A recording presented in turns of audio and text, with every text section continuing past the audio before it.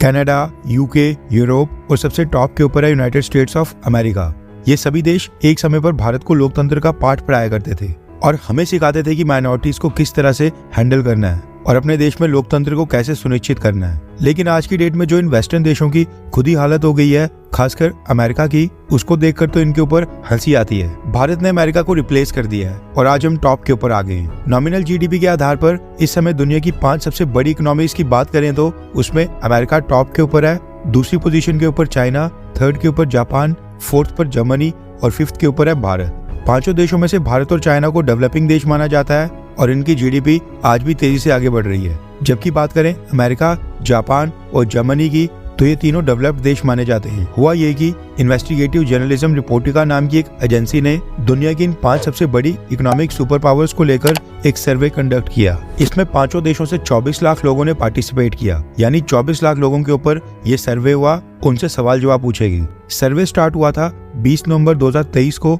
और ये तब से लेकर 20 जनवरी 2024 तक चला, यानी 60 दिन के करीब। और ये सर्वे ऑनलाइन और ऑफलाइन दोनों तरह से हुआ। कहने का मतलब है कि ऑफलाइन भी लोगों से सवाल पूछे गए। ये सर्वे ज्यादा सटीक हो उसलिए जिन भी लोगों से सवाल पूछे गए वो अलग अलग धर्म, अलग अलग जाति से थे।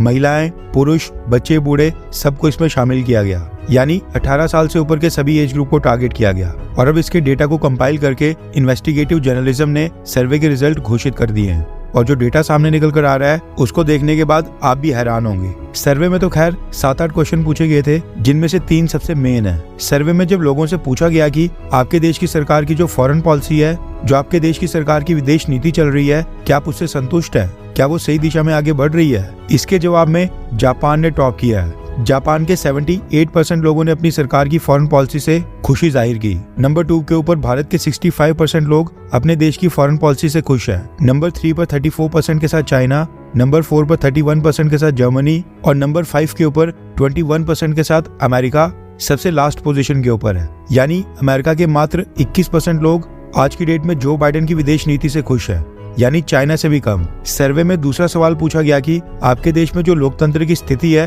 डेमोक्रेसी है, उससे क्या आप संतुष्ट हैं?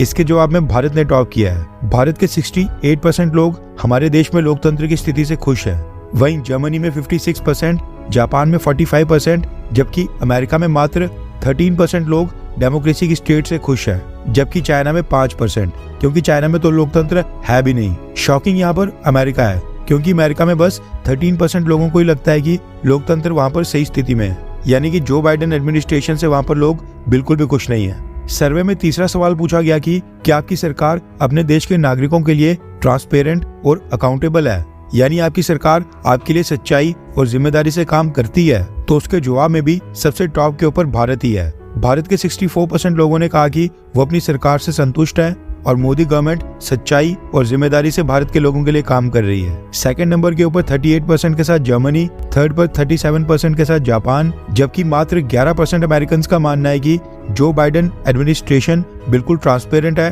और जिम्मेदारी से यूएस सिटीजन्स के लिए काम कर रहा है। चाइना लास्ट में 4% के ऊपर है, लेकिन चाइना का तो चलो समझ आता है क्योंकि वहां पर डेमोक्रेसी है भी नहीं। लेकिन जिस तरह से अमेरिका के लोगों का जो बाइडेन एडमिनिस्ट्रेशन से विश्वास उठ रहा है, उससे वहां पर लोकतंत्र को भी काफी नुकसान पहुंच रहा है। और अमेरिका वो देश है जो एक समय पर भारत को सिखाता था कि हमें अपना देश कैसे चलाना है और लोकतंत्र को आगे कैसे बढ़ाना है। और आज इन्हीं के लोग, इन्हीं के देश के अंदर जो लोकतंत्र की हालत है उससे खुश नहीं है।